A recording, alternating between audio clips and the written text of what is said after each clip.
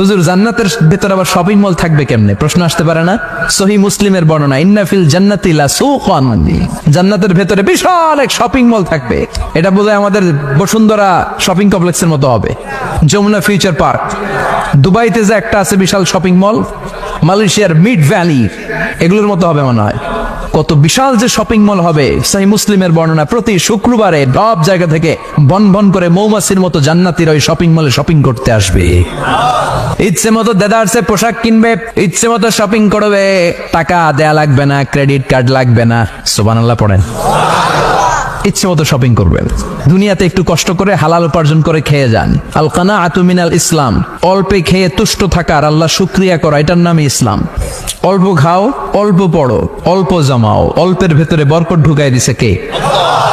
অনেকে দেখবেন অনেক খাই খাই নাই নাই করে, এটা যাদের স্বভাব তাদের কখনো বরকত হয় না। অল্প খাবেন, অল্প পড়বেন, আর হালালের সাথে সম্পর্ক করবেন। আল্লাহুম্মা কফিনি বিহালালিকা আন হারামিক ওয়া আগনিনি বিফাদলিকা আম্মান সিওয়াক। বিশ্বনবী দোয়া করতেন, আল্লাহ হালালকে আমার জন্য যথেষ্ট করেন, হারাম থেকে আমারে বাঁচিয়ে রাখেন। পড়েন আমিন। হালাল অল্প হলেও হালালে বরকত আছে না নাই? হারাম বেশি হলেও এটাতে কোনো বরকত নাই, ঠিক কিনা?